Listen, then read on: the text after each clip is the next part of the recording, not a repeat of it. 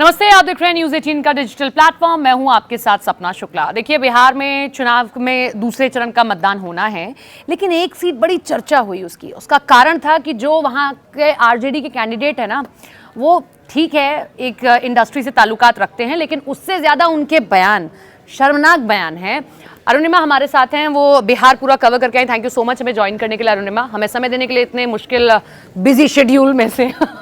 अरुणिमा, आपने बयान सुना खेसारी का? वो मतलब क्या फर्स्ट रिएक्शन था आपका उस बयान को? मतलब मुझे लगता है कि ऐसा मतलब क्या सोचकर ऐसा बयान दिया गया? देखिए, मैं सरप्राइज नहीं हूँ। एक तो जिस तरीके की बयानबाजी इस वक्त चुनाव में हो रही है, ओवरऑल सिर्फ इस फेज में नहीं, कौन कितना नीचे गिर सकता है उस पर कंपटीशन चल रहा है। ऊपर से भोजपुरी फिल्म इंडस्ट्री से जुड़े हुए जितने भी हमारे एक्टर टर्न पॉलिटिशियंस और बहुत सारे हैं इस वक्त, उनके बारे में पब्लिक परसेप्शन जो है, लोग उनके भोजपुरी गाने क्यों सुनते हैं, किस तरीके की भाषा उनके गानों में यूज करते हैं, क्यों उनकी पॉपुलैरिटी, अगर आप उसको देखें तो उस लार्जर पिक्चर को देखते हुए भी, लेकिन वो कौन सी पॉपुलैरिटी है जिसमें वो ये कहेगा कि मेरी पत्नी के साथ जब मैं घर में होता हूँ तो पति होता हूँ, बाहर चला जाता हूँ तो मतलब ये आप किसको लुभाने के लिए ऐसा बयान दे रहे थे? अपना जस्टिफिकेशन ये है कि जिस तरीके से एक भाई अपनी बहन को प्रोटेक्ट करता है, मैं उस तरीके से उनको प्रोटेक्ट करता हूँ। लेकिन सवाल ये है, ये तरीका था कि सिर्फ भाई ही बहन को क्यों प्रोटेक्ट करे? एक आम पुरुष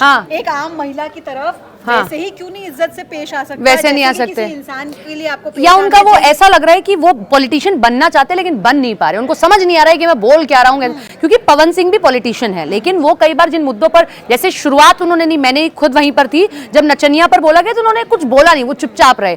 खेसारी के साथ ये सब नहीं हो रहा है। खेसारी के अंदर शायद वो एक निकल कर बाहर आ रही है कि वो चुनाव को लेकर इतने डेस्परेट हो गए हैं कि अब वो कुछ भी बयान दे रहे हैं। एक बार तो उन्होंने एक इंटरव्यू में ये भी कह दिया कि मेरा करियर खराब हो गया, तो उसका इंटरप्रिटेशन ये हो रहा था कि शायद उनको लगने लगा कि मैं चुनाव हार रहा हूँ या मैं सही गलत किया। खड़े होकर ठुमके लगाना, या मैं अश्लील ही कहूंगी, अश्लील गानों पे या अश्लील टिप्पणी करते हुए स्टेज के ऑडियंस को अपनी तरफ अट्रैक्ट करना, उनसे हूटिंग कराना और चुनावी मैदान में कन्विंस करना, जब और जिस पार्टी से आप लड़ रहे हैं, ऐसा नहीं है कि उस पार्टी के फेवर में लहर बह रही है, है ना? तो उस पार्टी से आपका नामांकन हुआ है, आपको अपनी कम्युनिटी को भी सैटिस्फाइड करना है, साथ रखना है। जो लोग आपको भोजपुरी कलाकार के रूप में अप्रिशिएट करते हैं। और ऐसा भी नहीं है कि देखिए बहुत सारे स्टार्स ने चुनाव लड़े, जरूरी नहीं है जीती आपके हिस्से आए, आप हार भी सकते हैं, फिर आपको दोबारा उसी इंडस्ट्री में जाना। लेकिन आप इतना बैर ले रहे हैं, इतना कुछ कह रहे हैं। और मतलब मैं अभी मैंने पूरा यूट्यूब खंगाला,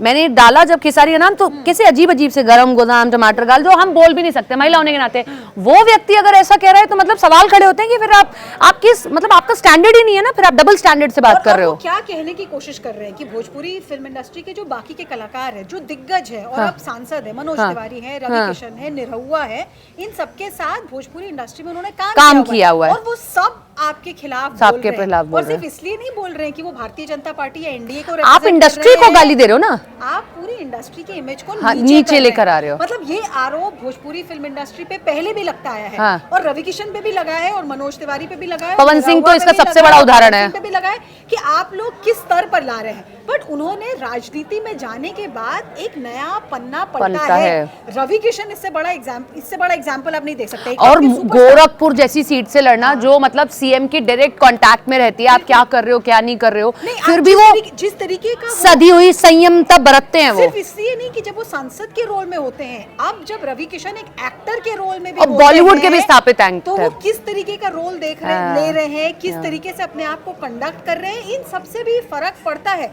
उनकी जो लेटेस्ट फिल्म है किरण राव के साथ, जिसमें वो एक पुलिस को लापता लेडीज इंस्पेक्टर की भूमिका में है, मतलब उससे ज्यादा सदा एक्टिंग आमिर खान जैसा परफेक्शनिस्ट उनकी तारीफ कर रहा है। तो आप देखिए मनोज तिवारी, मतलब एक वक्त था जब ये सब भोजपुरी इंडस्ट्री में इकट्ठे और सबने एक वक्त पे ऐसा काम किया है, लेकिन अब सबको अपने पद की गंभीरता समझ आ रही है ना कि भाई हम, और भाई देखो शुरुआती दौर में हम अगर किसी से भी शुरू कर लें प्रोफेशन में, शुरुआती दौर में सबसे गलती होती है, लेकिन एक वक्त में आके सबको समझ आ जाता है। अब खेसारी को क्या अभी तक नहीं समझ आ रहा है कैंपेनिंग करते वक्त कि वो क्या बयान दे रहे हैं, क्या कह रहे हैं? और सिर्फ अगर बिल्कुल सही बात आपने बोली कि आप क्या अपनी पत्नी के लिए प्रोटेक्टिव हो, आप बाकियों के लिए नहीं हो, और आप तब ऐसा एक और उनका बयान आया था, उस पर भी बड़ा विवाद हुआ कि वो जो आया था कि जंगल राज वाला, मतलब आप जस्टिफाई कर रहे हो क्या?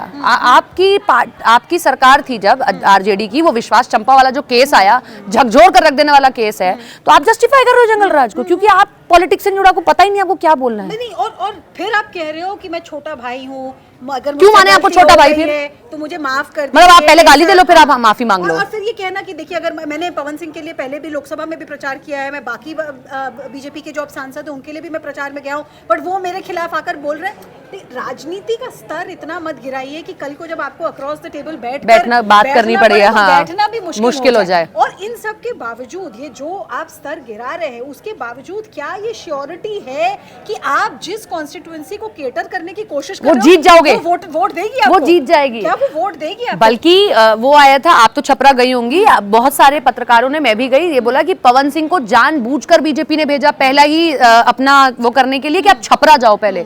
और पवन सिंह के जो जन हुजूम निकल कर आया, उससे दिखा रहा है कि कहीं ना कहीं खेसारी के भीतर वो थोड़ा सा इनसिक्योरिटी आ गई है कि पवन, और ये टसल नया नहीं है, ये टसल बहुत पुराना है। पवन सिंह और खेसारी का टसल बहुत पुराना है। खेसारी ने एक पॉडकास्ट में बोला था कि पवन सिंह दारूबाज हैं, दारू पीते हैं, ये करते हैं, वो करते हैं, तो उनके अंदर वो इनसिक्योरिटी है जो अब चुनाव में एकदम बाहर निकल कर आ गई। लेकिन बड़ी बात यह है कि आप सिर्फ चुनाव में एक व्यक्ति के खिलाफ नहीं खड़े हुए हैं, आप पूरी कॉन्स्टिट्यूएंसी को रिप्रेजेंट कर रहे हैं, एक पार्टी को रिप्रेजेंट कर रहे हैं। ये देखिए, आप जब चुनावी मैदान में उतर रहे हैं तो आप पवन सिंह के खिलाफ नहीं लड़ रहे हैं। इस चुनाव में एनडीए का फेस नीतीश कुमार है।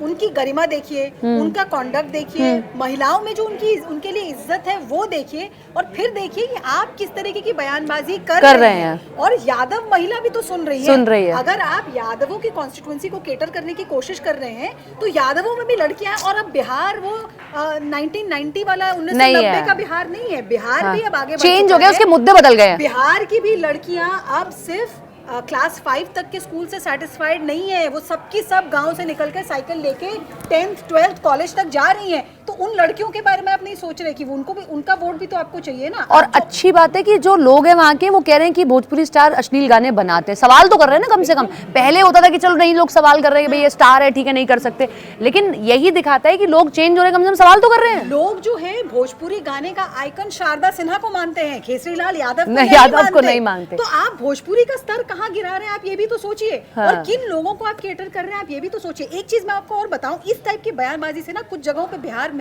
मुझे नॉन यादव वोटर्स ने ये कहा कि Yadav voter, male voter specially, चुनाव जीतने से पहले या कोई भी कंपटीशन जीतने से पहले इतना हल्ला मचाने लगता है कि बाकी के लोग डर जाते हैं कि ये आगे एक माहौल बनाने का, परसेप्शन क्रिएट करने का। तो जब इस चुनाव में लॉ एंड ऑर्डर और जंगल राज को भाजपा ने और एनडीए ने इतना बड़ा मुद्दा बना के रखा है, उस मुद्दे के बीच में आपकी इस तरह की बयान मोहर लगा देती है। आपको लगता है महिलाएं कंफर्टेबल होंगी ये सुनने में, इस तरह की बयान? मतलब हमें सुन के मुझे ये बयान अटपटा लगा। जो पत्रकार उनसे पूछ रही थी, माफ कीजिएगा, वो तक 2 बार उनकी तरफ इस तरीके से देखती हैं कि ये इन्होंने क्या बोला और क्या उस बयान को। आप सोचिए, बिहार में यही बदलाव है कि नीतीश कुमार ने महिलाओं को लेकर सदन के भीतर जो एक बयान दिया, माफी मांगनी पड़ी, उस पे बैकफुट पर आना पड़ा। और अगर खेसारी लाल यादव, वो तो मुख्यमंत्री हैं, वो बैकफुट पे आ रहे हैं, आप तो एक भोजपुरी स्टार हैं सिर्फ, आप बैकफुट पे अभी तक नहीं आया। आपने ये कितना बैकफायर करेगा पूरी आरजेडी के लिए भी, मोहर लगा देगा कि तेजस्वी यादव जो लालू यादव का नाम तक नहीं ले रहे पूरे कैंपेनिंग में, आप उन्हीं के कैंडिडेट हैं और आप इस तरीके की बयानबाजी कर रहे हैं। बिल्कुल आपकी बात सही है, क्योंकि अगर आप देखें तो जिस तरीके से चुनाव चल रहा है, फर्स्ट फेज में, सेकंड फेज का भी, जिस तरीके कैंडिडेट्स आए हैं, बहुत सारे कैंडिडेट, आई थिंक एक आकलन के हिसाब से 60%, 60% कैंडिडेट ऐसे हैं जिनका क्रिमिनल रिकॉर्ड है। तो ऐसा नहीं है कि एनडीए में क्रिमिनल रिकॉर्ड वाले कैंडिडेट दोनों साइड है, मोकामा के दोनों साइड है, तो दानापुर जिनके लिए लालू यादव गए, अगर उधर अनंत सिंह जा रहे हैं तो दोनों तरफ से क्रिमिनल रिकॉर्ड के लोग हैं। बट जैसा मैंने कहा, एनडीए का मैस्कट कौन है, किसके नाम पे वो चुनाव लड़ रहे हैं? नीतीश कुमार। एनडीए महागठबंधन में क्या चीज याद दिला रही है लोगों को? लालू का जंगल राज। तो जब आपका फाइट ऐसे पोलराइज हो चुका है, जब इन टर्म्स पे फाइट आपने पोजीशन की है, तो आपका एक एक शब्द कसौटी पे कसा जा रहा है। हाँ। एक एक शब्द आप क्या बोल रहे हैं? शहाबुद्दीन के बेटे ने किसी मीडिया पर्सन से बात, मतलब हमने सबसे ट्राई कर लिया कि हम उनसे बात कर लें, लेकिन पता है कि शहाबुद्दीन का नाम लेना मतलब फिर से ये तस्दीक कर देना कि हाँ आप जंगल राज की तरफ बढ़ रहे हैं। बेटे ने एक शब्द किसी से बात नहीं किया कि पूर्व विधायक से बात कर लो, पूर्व विधायक से बात कर लो, हमसे बात मत करो। जहां आरजेडी और समुचित आरजेडी और तेजस्वी यादव खुद, आप कोई भी पोस्टर देखिए, आपको लालू यादव किसी पोस्टर में नजर नहीं आएंगे और ना ही तेजस्वी यादव कहीं वहीं पर भी ये कह रहे हैं कि हमारे पिताजी की सरकार। अरे भाई आप कह सकते थे कि आपके पिताजी ने जब इतना राज किया, आप कह रहे हैं, लेकिन क्यों नहीं कह रहे? क्योंकि उनको पता है कि जंगल राज की एक तस्वीर थी और बैकफायर करेगी भाई। केसरीलाल यादव को अगर लग रहा था कि छपरा का वोटर उनको इस तरह के बयानों पर वोट देगा, तो उनको ओवरऑल लार्जर पिक्चर भी देखना चाहिए था। तेजस्वी यादव पूरे कैंपेन में सिर्फ नौकरी की बात करते रहे। क्या छपरा के यंग लोगों को नौकरी नहीं चाहिए? क्या आप उनसे ये नहीं कह सकते थे कि हम यहाँ पे फिल्म सिटी बना लेंगे या भोजपुरी फिल्मों की छवि बेहतर करेंगे, जिससे छपरा के युवकों को भी नौकरी मिलेगी? बिहार से बहुत सारे हैं ना, मनोज वाजपेयी भी हैं, पंकज त्रिपाठी भी हैं, बहुत सारे लोग बिहार से गए हैं जिन्होंने मेन स्ट्रीम में अपनी जगह बनाई है। आप छपरा के लोगों को ये कह सकते थे ना कि हम आपके लिए नौकरी नहीं है। आप ही से सटा हुआ यूपी है, देखो वहाँ नौकरी है और आपके पास नौकरी नहीं है। सिटी का जो पिच है कि हम फिल्म सिटी बनाएंगे, वो एक अच्छा पिच हो सकता था आपके लिए,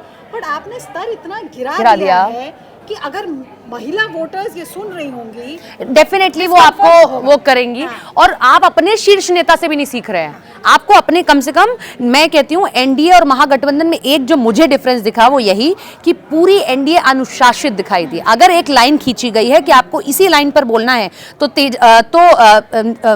चिराग पासवान से लेकर नीतीश कुमार सभी एक ही लाइन पे बोल रहे। लेकिन आरजेडी या महागठबंधन के भीतर ये नहीं था। हर किसी की अपनी डपली, अपना राग दिखाई दिया है, जो छपरा में तो खास तौर पर दिखाई दे रहा है। मुझे लगता है अगर केसरीलाल यादव ये सब करने के बाद चुनाव जीत भी गए, तो भी उनको वो गले की फांस है आरजेडी के लिए, आत्म मंथन करने की जरूरत पड़ेगी। हाँ। भाई क्या यहाँ हम लाना चाहते हैं? हम आधी आबादी जो है, माई जो था MY, उसको तेजस्वी ने माई बाप बना दिया था। में से एक आधी आबादी भी थी। तो क्या आधी आबादी को आप इस तरीके से अपने पार्टी के साथ जोड़ेंगे, इस तरह की भाषा यूज करके? तो जीते चाहे हारे बात अलग है, पर थोड़ा हमारे राजनीतिक कैंडिडेट्स को सोचना चाहिए कि आखिर हम कह क्या रहे हैं, हम कहाँ लेकर चुनाव के बाद भी जिंदगी है, दुनिया है, जिसके लिए आपको सोचना चाहिए। और एक आखिरी बात यही कि जब ये पता है कि महिला वोटर ही इस वक्त सबसे डिसाइडिंग है, मतलब 10,000 मिल रहा है, वहां वो कह दे रहे हैं कि माई बहन हम लोग ये योजना लेकर आएंगे, तब एक कैंडिडेट आकर ऐसी बात कह रहा है, तो जो पूरी पार्टी को डेंट कर सकता है। एक कैंडिडेट पूरी पार्टी की छवि करने के लिए सही या खराब बहुत होता है। तो बिल्कुल बीइंग अ विमेन हम सबको भी बहुत खराब लगा और सबको सोचना भी चाहिए। और किसी भी व्यक्ति को, चुनाव आते जाते रहेंगे, जैसा अटल जी ने कहा था, समाज में हर चीज को देख सोच समझ के करना चाहिए। खेसारी लाल को निश्चित तौर पर अपने इस बयान पर सोचना चाहिए। अरुणिमा हमारे साथ ही, थैंक यू सो मच हमें ज्वाइन करने के लिए, क्योंकि ग्राउंड पर काफी दिन उन्होंने बताया, तो इन्हें अपनी चर्चा में साथ रखना बहुत जरूरी था। Thank you so much.